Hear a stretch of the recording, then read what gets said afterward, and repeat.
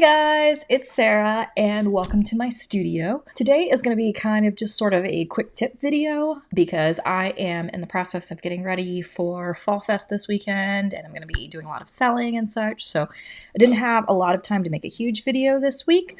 So I figured I would just kind of do sort of a small little tips and tricks video. So I'm going to stick these in from time to time. A lot of times I get sent questions on how certain settings are done in my machines, things like that. And one of the questions I got asked recently was, what are my Cricut settings for the die cut and kiss cut stickers? Because I mentioned in a previous video how I have it set up so that it does multiple cuts for me. So I'm going to show you how you set that up in Cricut today. So let's get started.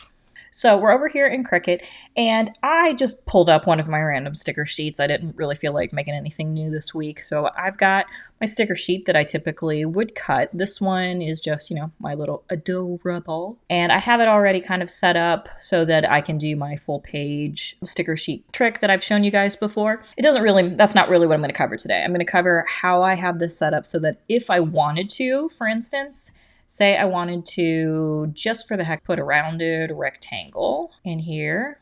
Let me unlock it so I can move it, and then I'll drag it to the back so that we can see it real quick. Say I wanted to, maybe for some reason, I wanted to have like a background on these sticker sheets. So like maybe, somebody wanted a full sheet of stickers, or I don't know, with the printed gray, it almost looks like they're on a little baking tray, if you will. So that's kind of cute. And then what I actually would need to do is, because I want this to be one full shape, I need to make a couple copies of it, 3 of them specifically. So I do that, grab all of these,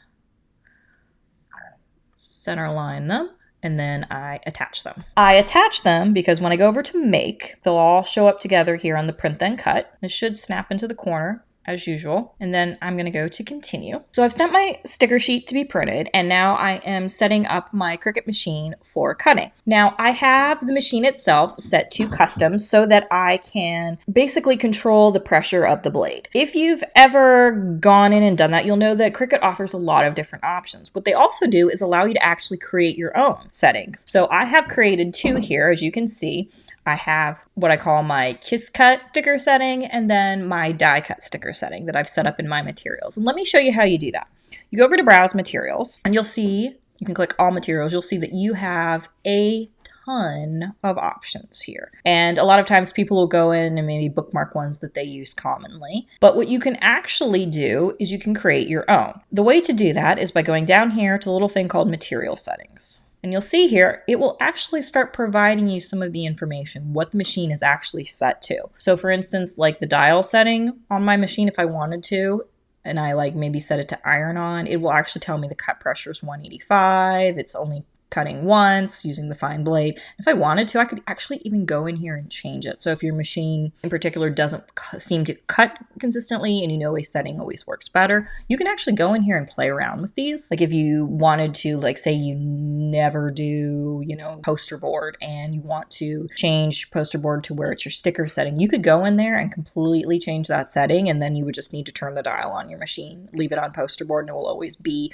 on that sticker setting. So that is an option, but it will show you the settings of all of this material. I mean, everything is in here: cutaway card, copy paper, and a couple different weights, various flocked paper, foil iron-on, glow-in-the-dark iron-on, all sorts of things are in here. But I always find you really kind of have to fine-tune things with your Cricut. Everybody's Cricut is a little bit different, and you kind of have to play around with settings. A lot of people will say, oh, the sticky note setting works really well for, doing kiss cut stickers on, the online label paper. That is something I hear often. When you find a setting that seems to work for your kiss cut stickers, you'll want to make a note of that number. And then what you can actually do is down here, you can go to add new material, and you can set the material name to whatever you want. So for instance, I'm going to just name this test material. Then you click save. And then from there, you can dial in the pressure of the blade, and as well as how many times it's actually making the cut. Now, it gives you this number between 100 and 350. Okay, say I want my test material to be,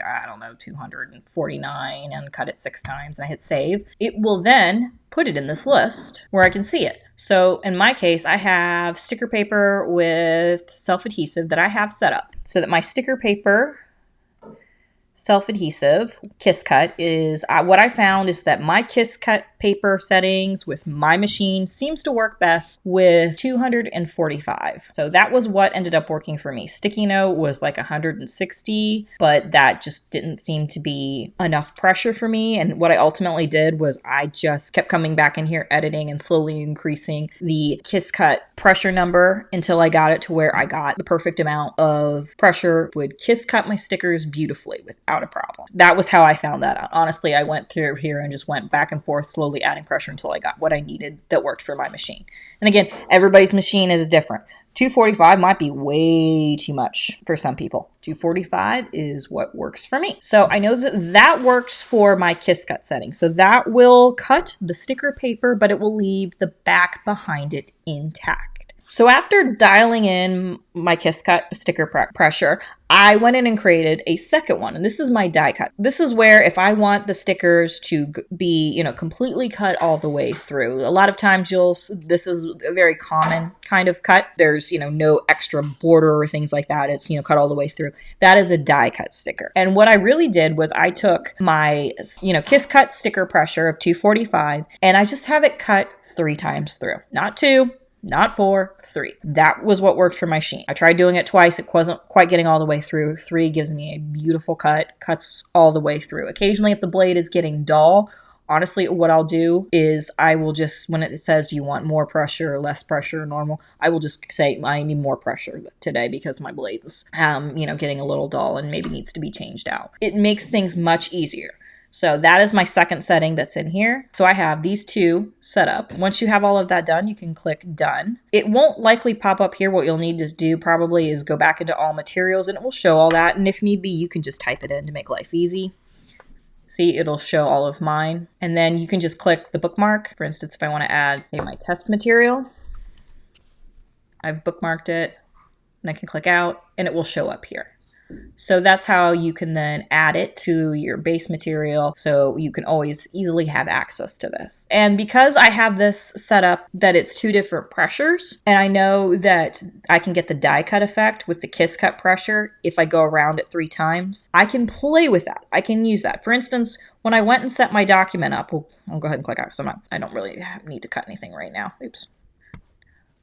Back in here, I made the background, which would be the portion that I wanted die cut. I made 3 copies of it. And that's the reasoning behind the 3 copies, because I know that I can get that perfect die cut through using the Kiss Cut pressure, which would be used on this layer here. But if I go around 3 times, it will do the die cut. So that's how you can kind of hack your machine a little bit and get it so that you can do a lovely Kiss Cut and a die cut pressure at the same time. I did want to bring up the material that I'm working with. You might be wondering why the settings might seem a little higher than they need to be. And that's because I am cutting my stickers on the Joyza vinyl sticker paper that I get off of Amazon. This is matte sticker paper. It works for inkjet and laser printers. I really like this. This is designed to be durable, water resistant sticker sheets. And what I will then do is then I put a layer of self-adhesive laminate over it.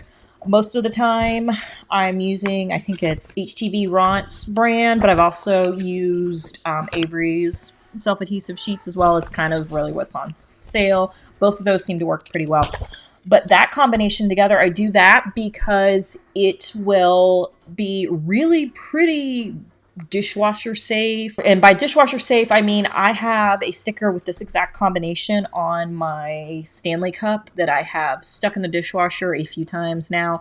And the sticker still looks brand new, like it's handling it pretty well. So, and to say nothing of, obvious, sides get wet, spills, things like that. So it's a good combination, but it is obviously a sturdy combination, which is why I have my pressure set at 245. And again, that is what works for my machine. You're going to have to probably play around with it a little bit. A good starting point might be a setting that has worked for you in the past, but that is really how you can actually kind of tailor things. And like I said, if I'm having trouble with the blade, blade and I feel like it's not going through, I can easily adjust that pressure by, telling, your Cricut machine to, add more pressure or add less pressure. A lot of times that's related to just the age of the blade at that time.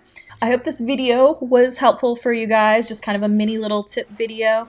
If you have any other questions for me or things you'd like me to kind of figure out for you, leave me a comment below. Also, if you can take a moment, hit the like button and the subscribe button to kind of tell the algorithm that you want more content like this and it's pretty awesome and should show to other people, I would really appreciate it. I will also include links to the adhesive laminate and the sticker paper that I use. I hope this content was helpful for you guys, and I'll see you next time. Bye!